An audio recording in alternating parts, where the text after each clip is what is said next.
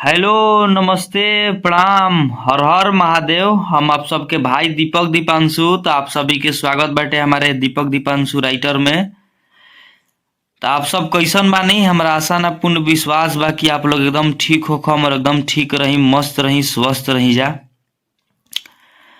और इस साल इस समय खत्म होते होते इस साल में बस 4 दिन बचल बाटे। तो आज हम सोचनी है कि भैया लोग खातिर बहुत ही एगो जबरदस्त गाना लेकर के आवल जाऊ। तो उहे आज हम लोग सबके प्रयत्न प्रयास करके मेहनत करके वो सब खातिर बनैले बानी, लिखले बानी। बहुत ही एकदम जबरदस्त गाना बा, जबरदस्त एकदम लाइन भी बाटे। लड़का लड़की के गाना बा, डिबेट सॉन्ग ह। दर्द भरा सैड सॉन्ग, बहुत ही एकदम जबरदस्त गाना बाटे। जबरदस्त जबरदस्त लाइन बा एकर भी। और तर्ज पियरे हरदिया, दीपक दीपांशु 2024। तो भैया हमारा आशा ना पूरा विश्वास बा कि ये वीडियो ये गाना ये मैटर के बदौलत आप सबके अपने भाई दीपक दीपांशु को और इस चैनल के ढेर सारा अपन प्यार आशीर्वाद प्यार दुलार देहब जा। और ऐसे ही अपन प्यार आशीर्वाद प्यार दुलार बनैले भी रही जा अपने भाई दीपक दीपांशु पर। और इस चैनल पर आप लोग अपने भाई के ढेर सारा सपोर्ट करी जा, अपन भाई कैसे ही आगा बढ़ाई जा।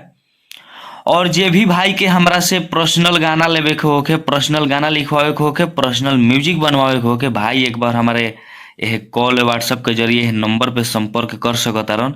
इ नंबर हमारे वीडियो के डिस्क्रिप्शन बॉक्स में भी मिल जाई और वीडियो में भी मिल जाई हमार नंबर। तो बहुत ही कम चार्ज में, कम खर्च में, चीप एंड बेस्ट एकदम काम मिली। आप लोग एक बार सेवा के मौका दी, एक बार जुड़ कर काम करी। तो जैसे भैया हम यूट्यूब पर गाना लिखी ना जबरदस्त, जितना बढ़िया बढ़िया, वैसे ही एकदम वो से भी सोची ना कि कुछ अलग हट के, कुछ अलग अंदाज में भाई लोग खातिर पर्सनल गाना लिखल जाओ। तो चलिए, जे भी भाई अभी तक ले हमारे इस चैनल के सब्सक्राइब नहीं के लिए प्लीज आप लोग सब्सक्राइब करके बेल आइकन प्रेस कर ली, ताकि जो भी वीडियो लेकर के नोटिफिकेशन आप सबके पास पहुंचे, ताकि आप सब उस वीडियो को देख सकी जा, सुन सकी जा। और वीडियो अच्छा लगी तो प्लीज रोवा सबसे आग्रह बा, विनती बा कि रोवा सब अपने भाई दोस्त मित्र साथी जे भी रोवा सबके भोजपुरी से जेकरा भी भाई के लगाव होई, जे भी भाई भोजपुरी के जानत मानत होइहन, वो भाई के पास आप लोग ये वीडियो के जरूर शेयर करब जा। और ये वीडियो में आप लोग अपन लाइक कमेंट आप लोग जरूर करब जा। काहे कि रोज सब खातिर भैया मेहनत करके ई फ्री में गाना सब चढ़ाई ना, ऐसे ही अपलोड करी ना। तो इतना मेहनत के बदौलत आप लोग जरूर अपने भाई के एक एक कमेंट और एक एक लाइक रोआ सबके बस ये मांगी ना, रोआ सबसे आप लोग जरूर करब जा। और कमेंट करके बतलाइब जा कि मैटर गाना लागल कैसन कैसन लिखले बानी। तो चली रहो सब ऐसे ही अपन प्यार आशीर्वाद प्यार दुलार अपने भाई पर बनैले रही जा। और इस चैनल पर ऐसे ही खूब प्यार दुलार दी जा। और आगामी अपने भाई के भी सपोर्ट आप लोग जरूर करी जा। और जे भी भाई के हमसे जुड़ करके काम करे के हो कि भाई हमारे कॉल व्हाट्सएप के जरिए संपर्क करके काम कर सकता, जुड़ के। काम अच्छा ना लगी तो आप कहीं पर भी करवा सकी ना, कोनो दिक्कत नहीं है। लेकिन एक बार आप लोग सेवा के मौका जरूर दी जा म्यूजिक और गाना के लिए। ये हमार नंबर बा, यही नंबर पर।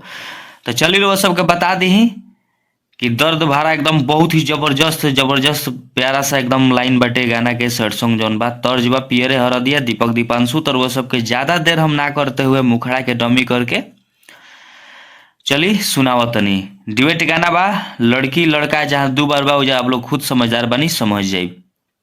चली लड़की के लाइन बटे बहुत ही एकदम जबरदस्त प्यारा लाइन बा, सुनी जाए।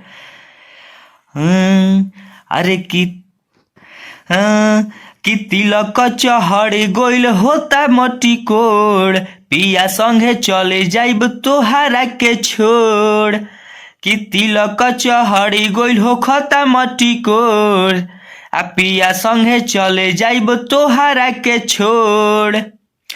कसहु करे जायापन कलिह कठोर हो। तो लड़का के लाइन बा एकदम इहो बहुत जबरदस्त प्यारा लाइन बा, सुनी जा आप सब, रोआ दहल जाई एकदम, दिल दहलावे वाला मैटर बाटे। लड़का के लाइन बा, अरे कि पियरे हरदिया में पियर भइले देहिया, नेहिया के जात बाड़ू तोर हो। अरे कि हमार क के प्यार कमजोर हो। तो ये मैटर बा, ये शब्द बा, लाइन बा, एकदम दिल दहलावे वाला, एकदम रोआ गनगना जी रोआ सभी गाना के वीडियो के देखब जे सुनब जे तो।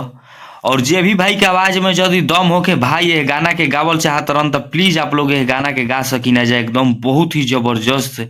हमार खुद दिल मन खुश बा ये गाना लिख करके। तो आप लोग गा सकी नहीं जा बढ़िया से एकदम म्यूजिक करवा के और बढ़िया लड़की से गवा के आप लोग ये गाना गा सकता नहीं जा।